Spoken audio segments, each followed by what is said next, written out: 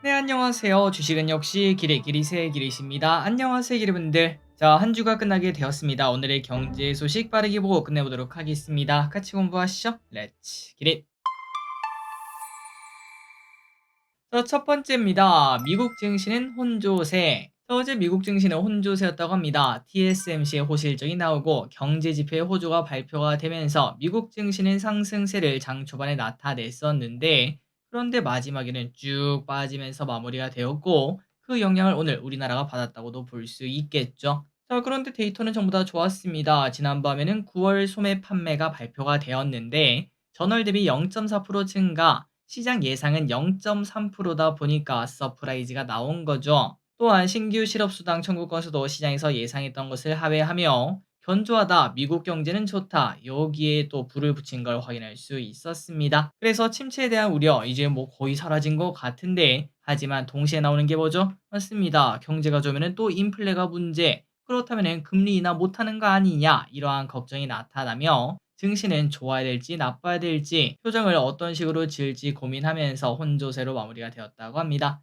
그럼에도 불구하고 다우는 또다시 사상 최고치를 경신했다고 하네요. 3입니다. 어제 나왔던 소식이죠. 한번 쓱 보도록 할게요. TSMC가 3분기에도 호실적을 발표했다고 합니다. 시장에서 전망한 전망치를 훌쩍 뛰어넘는 매출을 발표했고, 매출은 전분기 대비 13% 상승, 영업이익은 26%나 늘어난 성적, 우리 삼성전자랑은 좀 많이 다른 모습을 나타냈죠. 자, 이번 실적은 AI 열풍 및 스마트폰 성수기가 이끈 것으로 하반기에도 AI와 관련된 수요는 매우 왕성한 상황이다, 이렇게 밝혔습니다. 이러한 흐름은 4분기에도 이어질 거다라고 하니까 어제 TSMC 10%나 급등하는 모습이 나타났고요. 이런 식으로 TSMC의 호황이 지속되면서 반도체가 전부 다 좋겠구나 라고 생각하는 사람도 있겠지만, 하지만 일각에서는 이거 결국은 양극화가 더 심해지는 거 아닙니까? 우리나라 삼전이 뺏긴 거 다 얘네가 가지고 가고 있기 때문에 좋은 놈만 계속 좋은, 가는 놈만 계속 가는 그러한 장이 나타날 수도 있다고 합니다. 그러니까 앞으로 한 몇 개월간은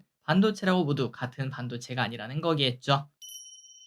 다음입니다. 오늘 한미반도체가 매우 좋지 않았는데요. 반도체 호재가 나왔음에도 불구하고 한미반도체가 급락하는 모습이 나타났습니다. 그 이유는 바로 현대차증권에서 기존 30만 원짜리 목표가를 17만 원으로 반토막 냈기 때문인데요. 물론 지금 이제 오늘 하락한 주가가 10만 원 정도다 보니까 30만 원 좀 과한 것 같기도 하다라는 생각이 들지만, TSMC가 그렇게 좋았다고 하고 한미반도체도 어제 실적 발표가 있었는데 매우 좋았다라는 얘기가 나왔는데도 불구하고 8%나 급락하니까 사람들의 원성이 자자했다고 합니다. 그러다 보니까 현대차증권에서는 바로 또 해명을 했는데요. 지금 주가와 목표 주가의 괴리율이 너무나 커서 조금 내렸다, 그 이외에 다른 의미는 없다, 이렇게 말을 했으며, 한미반도체의 독점적인 지위는 견조하다, 이렇게까지도 말을 했으나, 하지만 주가는 조금 반등하다가 다시 또 떨어지는, 목표가가 반토막 났다고 하니까 괜히 또 걱정이 나오는 거겠죠. 그러다 보니까 어제는 최고의 호실적을 발표했음에도 우울한 하루를 보내는 하루였습니다. 다음입니다. 2차 전지가 조금 오르나 싶더니 조금 또 쉬어가는 모습이죠. 이 와중에 KB증권은 에코프로 BM에 대해서 실적 정상화는 아직 멀었다며 목표가를 21만 원으로 하향 조정을 했습니다. 말 그대로 실적이 안 좋다고 합니다. 3분기에도 쇼크가 나올 것으로 보이며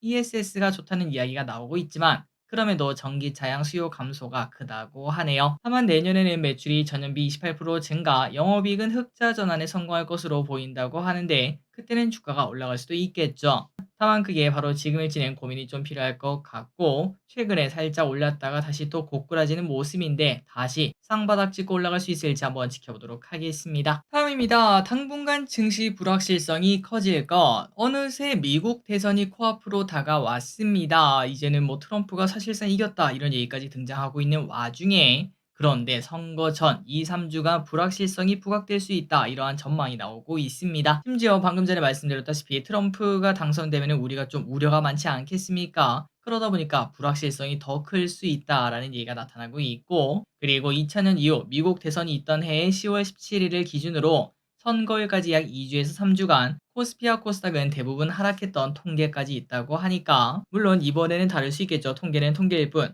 하지만 걱정은 나타날 수밖에 없다고 합니다. 아마도 대선 직전 불확실성을 회피하기 위한 심리가 이제 시장에 반영되면서 대부분 주가가 빠졌다고도 볼 수 있겠죠. 하지만 중요한 건 이겁니다. 혹시나 주가가 빠졌다면 대선 이후에는 반등이 대부분 나타났었기 때문에 이번에 혹시나 빠진다고 뭐 바로 매도하거나 그러지 말고 반등이 또 잇따라 올 것이다 라는 생각과 함께 어떤 주식에 집중할지 그 부분을 관심 있게 보면 될 것 같습니다. 만약에 현금이 좀 있다면은 지금 사는 것보다는 대선까지 기다렸다가 그 이후에 사는 것도 하나의 방법이 될 수 있겠죠. 다만 이거는 단순 통계다 보니까 이런 것도 있구나 이 정도만 생각하시고 넘어가시면 됩니다. 다음입니다. 현대차 IPO 인기가 없을 뻔했으나 처음에는 인도 현대차 IPO가 흥행에 실패할 수도 있다라는 이야기가 살짝 돌았었는데요. 마지막에 큰손이 등장하며 완판되었다고 합니다. 다만 개인 투자자는 청약률이 좀 저조했다고 하는데요.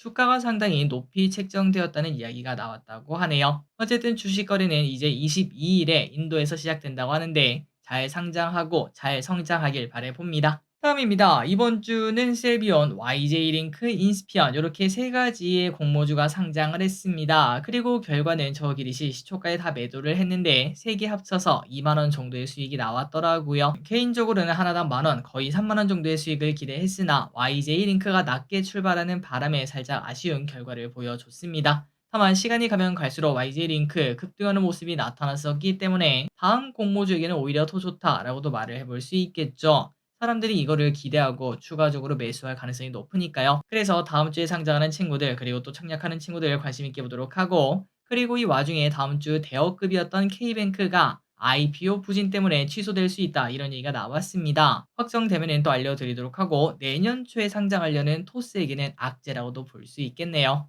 다음입니다. 아마도 많은 분들이 궁금하셨을 것 같습니다. 외국인 기관이 특정 주식을 많이 사면은 주가가 올라갈까요? 아니면은 떨어질까요? 아니면은 상관이 없을까요? 그래서 한번 10월 달에 개인과 외국인 그리고 기관은 서로 다른 주식을 매수하는 모습이 나타났는데 순매수 상위 기업들의 차트는 어떤지 한번 쓱 보도록 하겠습니다. 자, 일단 10월 1일부터 10월 18일까지 외국인 순매수 상위 기업을 보자면은 SK하이닉스, 하나에어로스페이스, 고려아연, KB금융, 알테오진이 1등부터 5등까지고요. 기관은 두산에너빌리티, 현대모비스, 효성중공업, 하이브, 이수페타시스 요렇게 5가지를 매수했는데 그렇다면 그 결과는 어땠는지 1등부터 4등까지 한번 보도록 하겠습니다. 자, 일단 그 사이에 코스피 같은 경우에는 좀 힘이 없는 모습이었죠. 쭉 빠지는 모습. 그러니까 뭐 보합권, 잘 해봐야 보합권이라고 말을 해볼 수 있는데요. 이 와중에 외국인의 픽이었던 SK하이닉스 10월 초부터 지금까지 우상향하는 모습이 나타났습니다. 오늘 하락을 포함한다고 하더라도 이거는 올랐다라고 볼 수 있겠죠. 그리고 하나에어로스페이스는 어땠나? 당연히 올랐고요.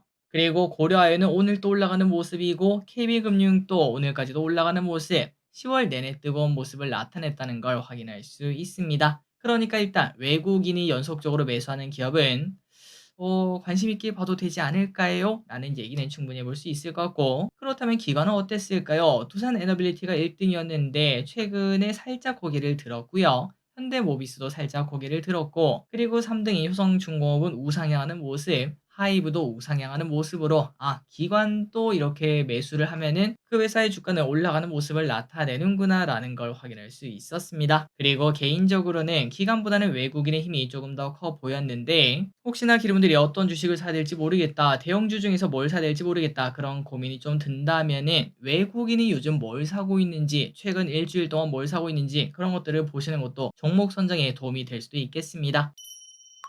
다음입니다. 이스라엘 소식을 보도록 하겠습니다. 이번에는 이스라엘이 하마스 최고 정치 지도자 신와르를 제거했다고 하는데요. 그래서 이제 사람들은 야 전쟁이 또 커지는 거 아니냐라는 얘기가 나왔으나 그런데 미국 바이든은 장애물을 제거했다며 이스라엘과 인질 석방 및 종전을 논의한다 이렇게 말을 했습니다. 그러니까 전쟁이 오히려 길어지는 게 아니라 끝날 수도 있다는 전망이 나오는 건데 그러다 보니까 오늘 우리나라에서는 전쟁 관련주는 잠잠한 모습, 유가도 그냥 튀지 않고 잠잠한 모습을 나타냈습니다. 다음입니다. 북한이 우크라 전쟁에 참전할 수 있다. 뭐 이러한 소식이 좀 나오고 있습니다. 무려 1만 명이나 파병할 수 있다. 이런 얘기까지도 나타나고 있는데요. 이 와중에 뉴욕타임즈에서는 현대전 경험이 부족한 북한군에게는 큰 기회가 될 수 있다라고 말을 했습니다.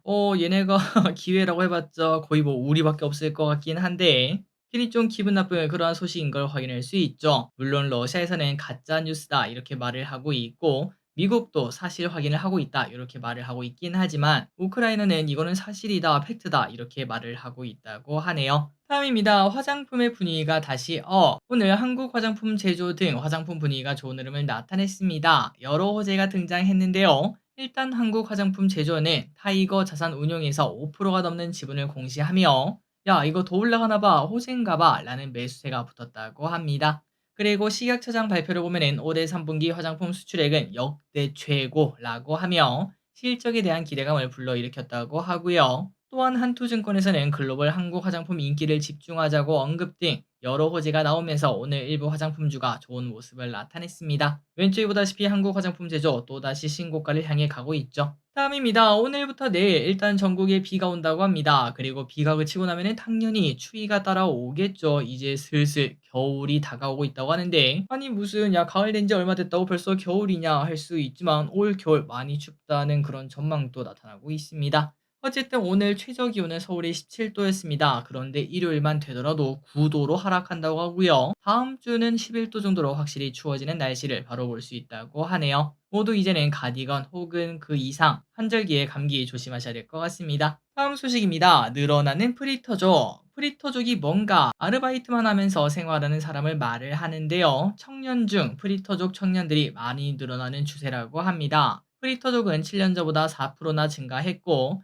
특히 2030 응답자 가운데 85%가 프리터족이다 이렇게 말을 했습니다. 물론 이제 많은 사람들은 비자발적으로 취업을 준비하면서 먹고는 살아야 되니까 프리터족이 되었는데요. 그럼에도 불구하고 44%나 자발적이라고 또 응답을 했다고 합니다. 그러니까 딱히 취업은 하기 싫은데 그냥 편하게 알바나 하면서 좀 살다가 뭐 나중에 뭐 어떻게 되겠지 이렇게 생각하시는 분들이 좀 늘어나고 있다는 거겠죠. 그렇다면 프리토족 돈을 많이 버나 봤더니 그건 또 아니었습니다. 가장 많은 비중은 한 월 50에서 100만 원 이 정도밖에 못 벌긴 하지만 사실 검소하게 사면은 이 정도만 벌어도 충분하다 이렇게 생각하는 사람들도 많다고 하네요. 그러다 보니까 최근 들어 청년 프리토족이 많아지고 있다고 합니다. 다음입니다. 택시 업계 인력난이 심각하다고 합니다. 부산시의 경우 2019년 1만 600명에서 지난달 5,600명으로 많이 줄어들었고요. 진짜 많이 줄었네요. 그러다 보니까 법인 택시 10대 중 4대는 기사가 없어서 차가 그냥 놀고 있다고 합니다. 그리고 서울도 이제 택시 기사가 없다 보니까